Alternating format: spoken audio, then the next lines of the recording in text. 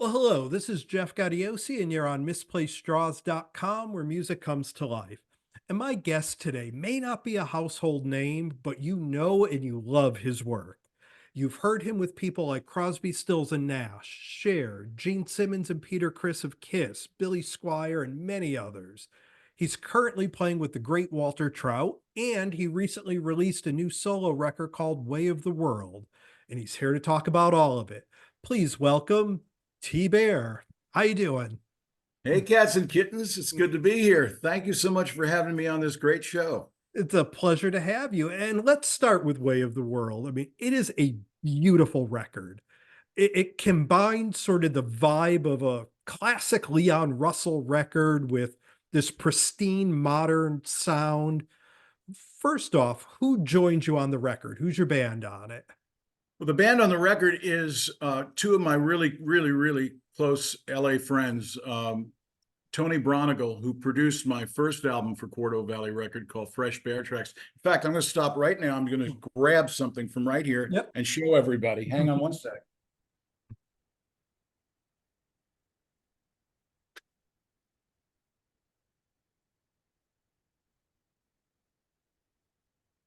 Here we go. Yep. So this was the first one Mhm. called Fresh Bear Tracks because I hadn't made a record in 25 years. I kind of took a hiatus. And this is the one we're talking about Yep. now, The Way of the World. So Tony Bronigal was the producer of Fresh Bear Tracks, a great drummer. He played with Bonnie Raitt, did Nick of Time with her, Taj Mahal, Little Feat, Robert Cray, Ricky Lee Jones. That's where I met him when he was playing with Ricky Lee Jones. I'd been hanging out with her. Anyway, so Tony and I went back a long time. I got him to produce Fresh Bear Tracks, and then we had such a really rich, rewarding time recording together that I said, let's do another one. And we brought in Lawrence Juber, who I know for 40 years, the guitar player from Wings. Yep. Right. One of the great guitar players, one of the best acoustic guitar players I've ever seen. He's up there with Tommy Emmanuel as far as acoustic playing.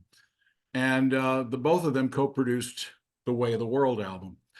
And how we did it was, and then we brought in some friends, that played on Fresh Bear Tracks. And how we did it is I went over to Lawrence's house about twice a week and would record over at his place during the COVID and the end of the COVID world. And I was writing songs daily. I was writing a song a day during COVID. I swear to you.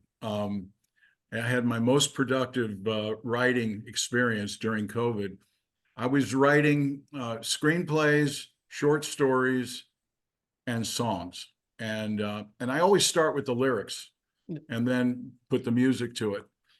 And I'd go into Lawrence's house. I'd send him like a little piano demo, voice demo that I do in my house. I'd send it over to him in an email, and he and Tony, and then they'd listen to it and they'd go, yeah, that's the way we should go on this, or yeah, it still needs a little massaging, and we'd find out which one we wanted to work on. And then I'd go to Lawrence's house and I'd sit down at a piano. Like I'd bring my Nord piano. I had a Nord at that time. I still do. I got the new one, but it was a Nord 3. I'd sit down there and we put a click track on and just a mic to put a pilot vocal down.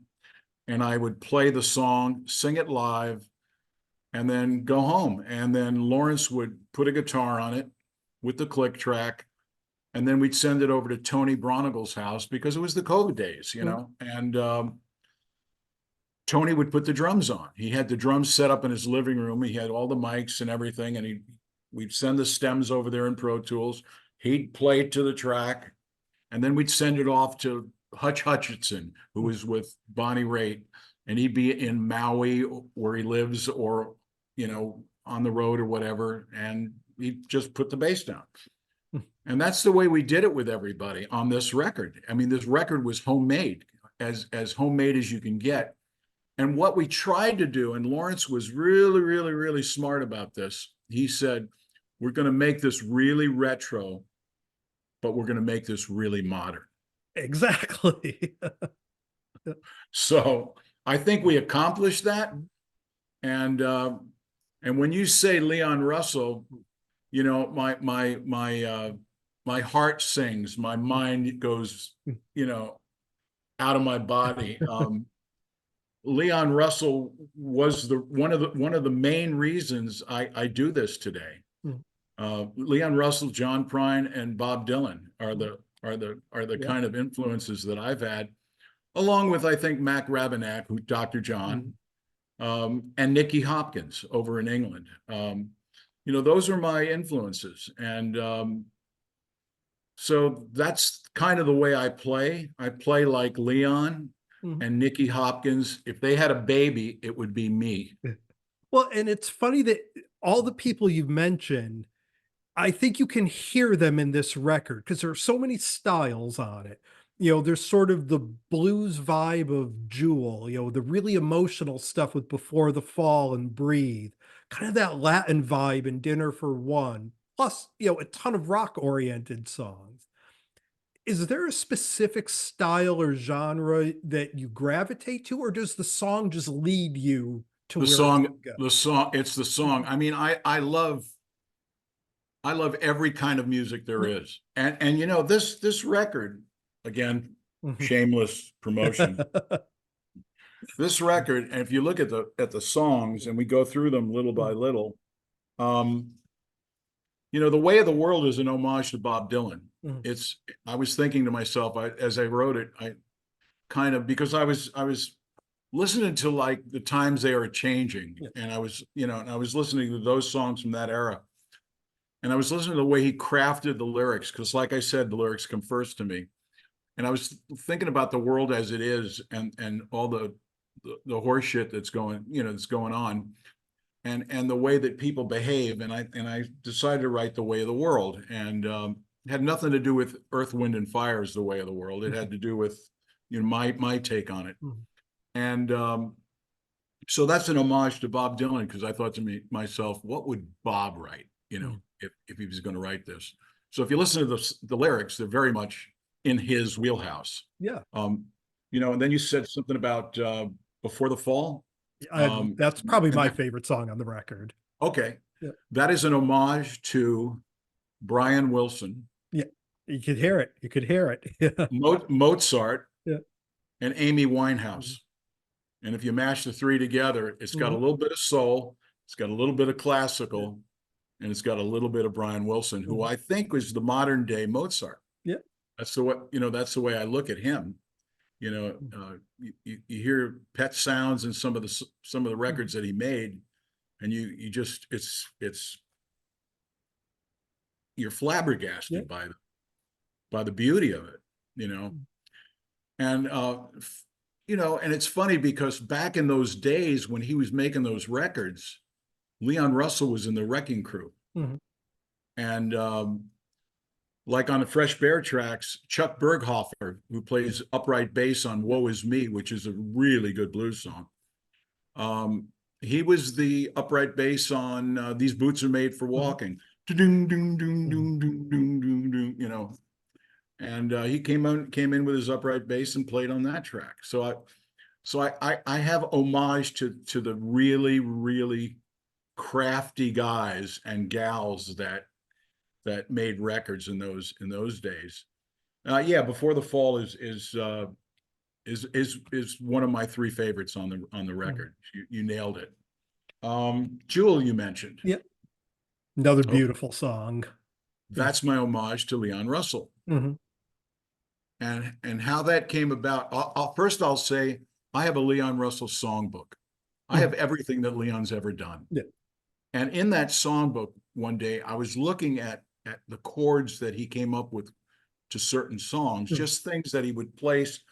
And all of a sudden this chord would come out of left field on the song. And it just, where did that come from? You know? So I was writing Jewel, and I looked at the corner of my piano area, and there was a Leon Russell songbook there, and I opened it up, and I said, "What would Leon do here, right here?" And I tried a chord that I found in his book, and I put it right there, and I went, "Oh wow, that works great." And then I put another chord of his in that bridge, and I said, "Oh, that works good too." And then I sprinkled it with T-Bear, and I'll tell you how I got that song. It's not about Jewel the singer. It is not about Jewel the singer. Yeah. It's about Julie, and I won't say her last name, but she works with Lou Adler Mhm. in Los Angeles. And Lou Adler, for all your listeners, is a man that produced California Dreamin', Sunday Sunday, did all the Mamas and Papas hits. He did Carole King's Tapestry and her hits and her records. He did Cheech and Chong's movies. He made those. He has a nightclub and a live venue called the Roxy in LA, where a lot of stuff goes on. He is really known as well as a huge Laker fan, and he sits courtside in the front row, right next to Jack Nicholson. They're best friends. And Julie worked for, ever since she was a teenager, worked for Lou Adler. I mean, 39 or 40 years. So I went out on a date with her, and during the date, I we're having a little something to eat, and I said, "So Julie, do you have any nicknames?" And she said, "Yeah, I just got a nickname not long ago, and it's Jewel." And I said, "Oh, okay, Julie, Jewel, I see that." I said, "How'd you get that, and what does it mean to you?" And she said, I'm trying to act interested on your first date or whatever. Yeah. And she says, "Oh, well, Lou, sits at the Laker games with Jack Nicholson, and he wasn't going to be at the games for a couple of weeks, and they were at home. So he said, would I bring the tickets over to Jack's house and bring them over there and leave them over there so that Jack could have somebody sit with him at the game that he wanted to bring." So I drove all the way over there. It was rush hour. It was really hard to get there. It took me like 2.5 hours because I live in Malibu, and he's all the way over by Coldwater Canyon and blah, blah, blah. And she says, and I went into the house, and Jack was there, and I gave him the tickets, and he says, "Julie, I've known you a long time, but now I'm changing your name to Jewel. You're a jewel for doing this. You're absolutely, and that's all I'm going to call you from now on. You are a jewel." So I said, "Oh, that's a great way to get that name. I mean, that's amazing." I said, "You know what, Julie? I'm going to write you a song." And she looks at me right in my eyes, and she says, "You wouldn't be the first."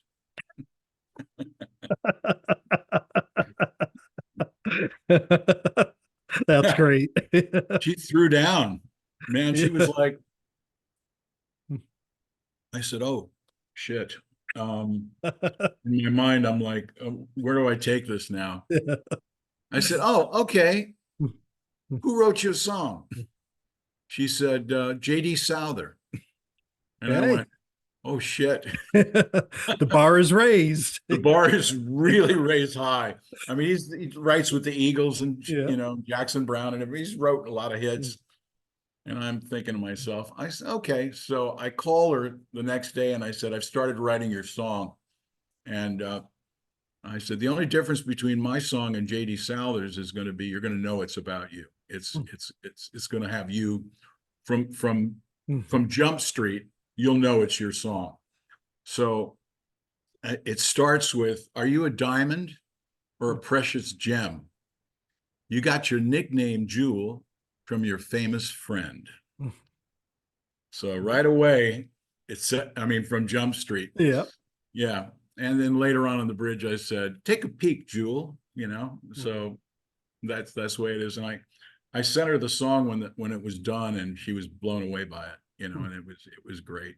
But it was great inspiration, and Yeah. it was kind of a challenge to do it, but I took up on the challenge.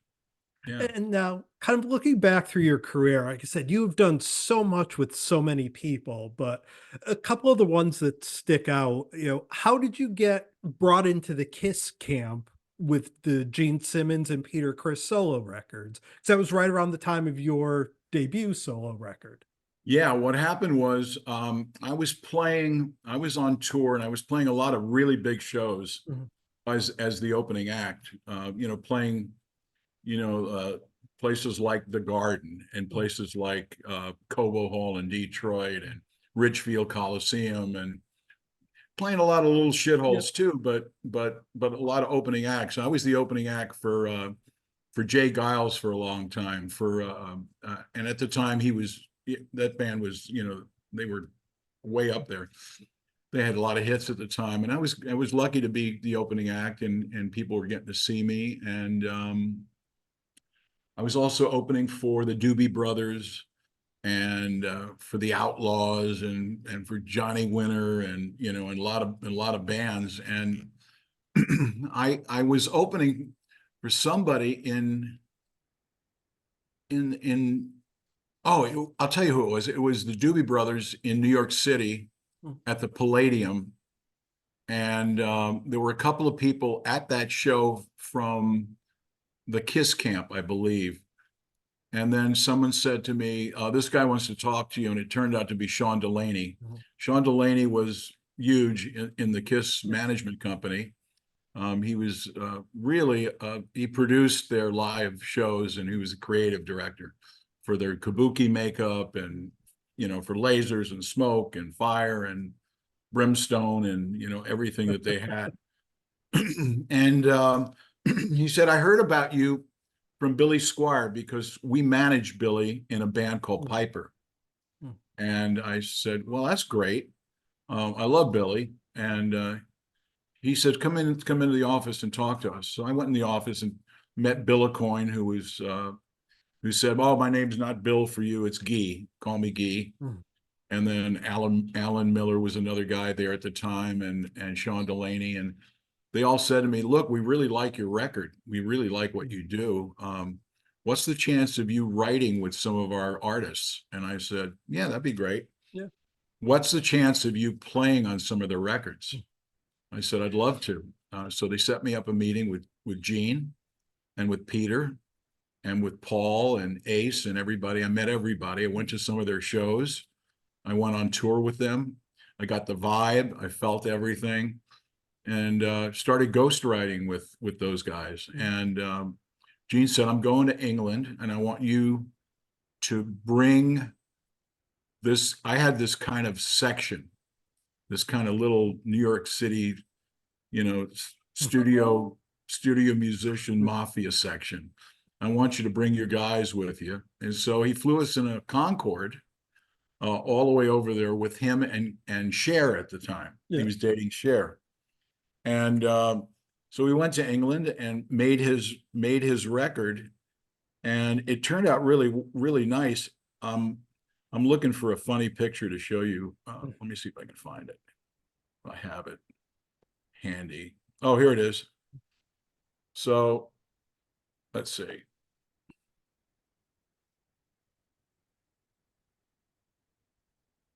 Yep. There we go. Covering the face. At the time, they wouldn't Yep. let anybody see their faces. Yep. So yeah, and I got to be really good friends with him and really Mm. good friends with Cher, and they loved the way I wrote. And in fact, he said, you got to write something for Cher. So I wrote her a ballad Mhm. on her Take Me Home album. And it's to this day, she says it's her favorite ballad. It's the best ballad she ever sang. She did it on her specials. She did it on tour. She did it on her music videos. And, and then Gene and I became good friends. And oddly enough, when you mentioned Kiss, I was with Paul Stanley 3 days ago, 4 days ago. I ran into him at a Starbucks up in Beverly Glen, and we sat and we hadn't talked for 100 years, and we sat there for a good hour and talked, tales of the trenches and tales of the history Yeah. is what it was. It was a history. That- And he's wonderful. He's got a great soul band that Mm. he's put Yeah. together. And No, they're really good. I actually had his son on here earlier this year with his record as well, so yeah, it all comes full circle. so yeah, so we exchanged numbers and we're Mm, going to hang. mm, Um, and then Peter Chris said, "Look, man, I love the way you play. Would you mm, play on my record?" And mm, I was glad to do it. And and Sean Delaney was involved, and we did that. I did another band for them, and they didn't happen like Kiss or any of the other bands. What were they? They were called Toby Bo, mhm. and they had one mega hit called Angel Baby. It went to number Yep, one, and I I remember. played, yeah, I played on that one as well. So I got really, fortunate that people recognized my style Mhm, and what I could bring to a record, and it was, that kind of stuff, and that made me involved with Stephen Stills, mhm, and Stephen, I joined his band, and I played in his band for a while. And I would write with him, and then he said, "Oh, CSNN is getting back together to make a record, and I want you to come in the studio with me. And I've got this idea for a song called Southern Cross." So we worked on that together and went in the studio and recorded that. It was a huge, huge hit for them. my And favorite CSN song. Yep. yeah, it's a great song. And it started out as a song called Seven League Boots, Mhm, and it ended up as Southern Cross. mhm. And now kind of fast forwarding to the present, you have done some recording and you're about to go on the road with the great Walter Trout, who's been on this site many times. And when I had him on, as I said, we were talking about you because you recorded one of your songs. How did you and Walter come together? Here's exactly how Walter and I came together. We met at a musician's picnic 30 years ago. Mhm, And the musician's picnic was a clean and sober celebration that was sponsored by MAP, the Musicians Assistance Program. mhm, And MAP is, I was on their board of directors. I was involved with the Musicians Picnic for 25 years. Um, and like I said, it was a clean and sober celebration. A lot of us had to clean up our acts, mhm, which I have, and I'm mhm. proud to say that I have 41 years of sobriety. Congratulations. Thank you. And at the picnic, you know, Canned Heat was playing, and Walter was playing with Canned Heat, and then I was playing with my band. I had a super session band, and we got along great, and we were just smiles at each other and exchanged numbers and started to kind of, you know, hang a little bit. Mhm. We didn't have, we had I think maybe beepers in those days. I don't know. I don't think we had cell phones yet, but I really liked the way he played, and he had played with, of course, with the great John Mayall, Mhm. and if you're playing in the Blues Breakers, You're good. you're good. And he had so many great stories to tell me, and then he said, you should come down to my house in Huntington Beach, and we should, maybe write something together. So I went down there. I gave him some ideas, and little by little, he'd say, "I'm in the studio for the next week, and I'm short a song or two. Have you got Mhm. anything for me?" For example, on the duets album, "We're All in This Together," I came up with one for him called "The Other Side of the Pillow" that Charlie Musselwhite Mhm. and him do the duet on. And then he said, "I'm doing another album just last year, Yeah. and any ideas?" I said, "I don't know." He says, "Well, play me what you're writing right now." I said, "I'm writing a song a day here. I just wrote this one called 'Breathe.'" And he goes, "Let me hear it." And he went, "Oh, that's mine." The minute he heard it, he went, "No, that goes on my record, because this record, is all about being Yeah. broken, and 'Breathe' is a kind of a therapy song." And I said, "Therapy? No, it's therapy. Not therapy, it's therapy." Yeah. Mhm. So Mhm. he recorded it, and then he said, "Hey, would you come and play an overdub Hammond on it, and I want you on the record. So Mm. I came in and did that.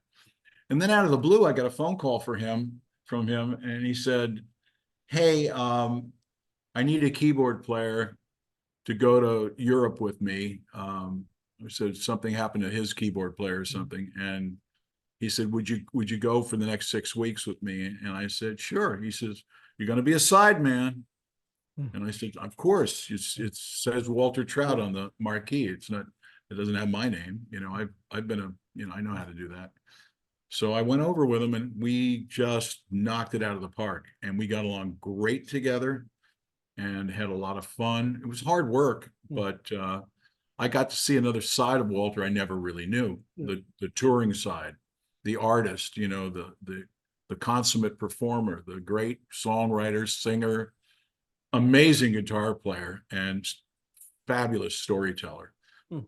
And when we got back to the United States, he says, "I want to do more of this with you." So we did the United States tour. I went to Australia with him. Just got back about 2 months ago.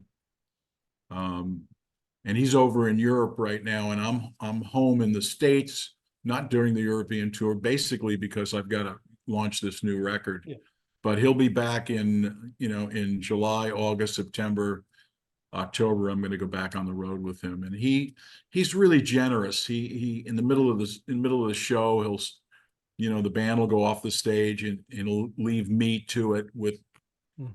with a piano, and we'll do something together, and something blues and something together, and talks about me being Joe Pesci's favorite whorehouse piano player.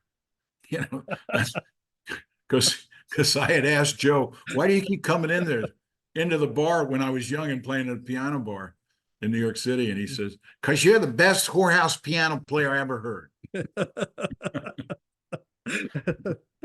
And I'll definitely be catching at least one of those shows over the summer. Yeah. Uh, do you think you'll be doing any solo shows to promote Way of the World, or just the stuff with I'm, Walter? I'm actually going to play some shows with Mike Zito. Oh, great. Yeah, out on the West Coast. Yeah. I'm going to open for him just with a piano. Mhm. I'm just going to do piano songs kind of thing, almost like a little master class on songwriting and you know serving up my songs from the Fresh Bear tracks and the Way of the World. Um, and then I've got some dates in California Mhm. coming up with my band, which is Tony Bronigal, Lawrence Juber, and Ricky Cortez. And Ricky Cortez was the bass player in John Mayall's band. Yeah. So we got a great quartet, and we're going to play some dates there. And then I'm looking towards playing the East Coast and the Midwest in 25 and Mhm. supporting this record. In the meantime, I'm writing again right now Great. for the next album. I've got a title for the next album. It's going to be called The Book of Secrets. Mm. And each song's a chapter in the book. And I've got like a chapter on Salinger, J.D. Mm. Salinger, who wrote Catcher in the Rye. Yeah. Yeah. And so he'll be the title song of The Book of Secrets. And then I'm writing one about a guy from your area or Yeah. Massachusetts and the song's called No Reservations. Mm. And it's Anthony Bourdain's Yeah. song. I'm writing one about him. Oh, So that's I'm fantastic. so I've got, and then I just finished writing an 11-page lyrics, 18-minute song